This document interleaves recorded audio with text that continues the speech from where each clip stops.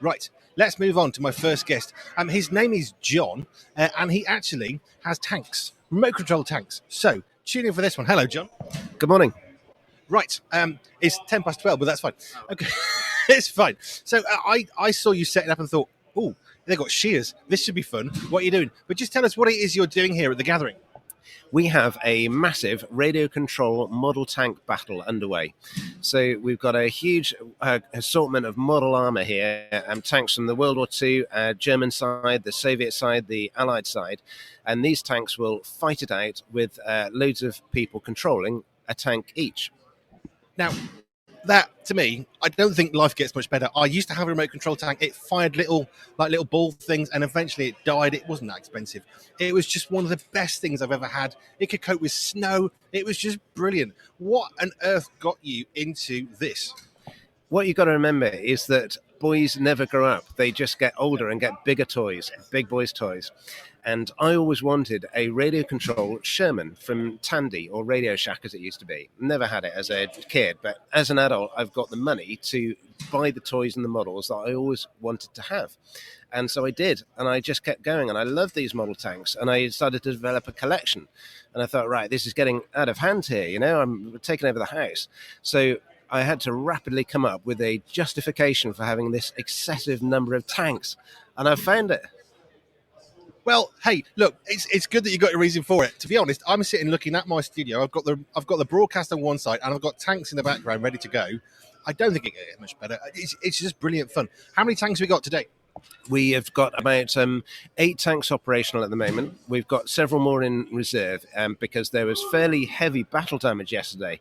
The guys were getting completely carried away. They were ramming each other with the tanks. And I was like, hang on a minute. The idea is to shoot the other tanks, not drive over the top of them. But, it happened in World War II, and it's happening here in the field in Swindon. You see, now, the gathering, it's a very authentic event, and I love it. And even the tank battle is authentic. Not only have we got tanks, we've actually got real driving into each other. What's your engagement been with people? Like people what you're doing, or are they do they go into child mode of 6-year-old toddler on Christmas morning? Well, it actually got very busy last night. It was the busiest it's ever been. I did it 2 years ago, and it had good engagement. This time it has been really good engagement. And I came in at 7:30 this morning, and there were 2 guys who just started playing, and then I came back later on just before 10. There were more guys playing, and they just don't seem to be able to stop. But, I think with the popularity of video games, World of Tanks, and this sort of thing, people have really got into it, and you can see how popular that is with the Tank Museum and their social media video feeds, which are worldwide sort of fame now.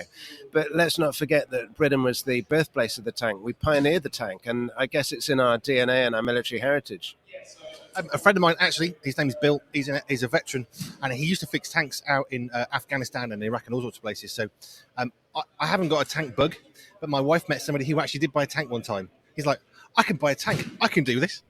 To be honest, I have to say, I do need a tank. And it's, I looked at them the other day. A Scorpion tank, £75,000, it can be yours. And, for getting to when the traffic's heavy, you've got to admit a tank is the way to go, really. Just drive straight over the top of whoever's in front of you. And, of course, most importantly, it's emission zone irrelevant. It can. I loved. I watched the video of a tank driving through London, and they said, "Yep, we'd have to pay the emission zone tax because it's an old vehicle." Absolutely. Classic vehicles are ULEZ exempt, and if it does 3 miles to the gallon because it's a 1960s Chieftain tank, they don't care. They're quite happy with that. So, yeah, I went to a military show recently, the Wartime in the Vale show in the Cotswolds, and there were a lot of guys there who bought these tanks and they've restored them at a great expense, but they're historical artifacts now, and they actually keep them road legal, demonstrate them at these shows, and it's brilliant that we've got people who love and care about it so much to do that.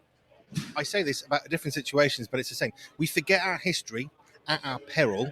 We don't even have to like the history, but we need to remember the history. And part of that is going to be, in some way, acting that out, living it out, demonstrating in a physical way. Because whilst we can say to people, this happened, a real-life tank with battle damage driving across in front of you, yeah, this isn't just a story now, this is real.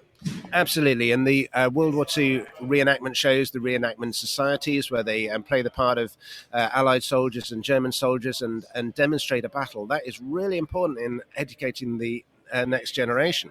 And I grew up with that sort of level of engagement because my grandfathers were in World War II. But the next generation doesn't have that, and they rely on that really to keep the history alive. Yes, and it's true. And I love that you're doing this remote control tanks here at the gathering in the field near Swindon with the gathering 2024. John, thank you so much. Is there somewhere that people can get hold of you if they want to find out what you're doing, maybe to do the same where they are, or just get involved with you? One of the guys who helped me 2 years ago on this has actually taken it on, and he's running a similar sort of radio control model tank thing for men's groups and churches in his area, which is brilliant. And he's back this time helping me, Peter Brand.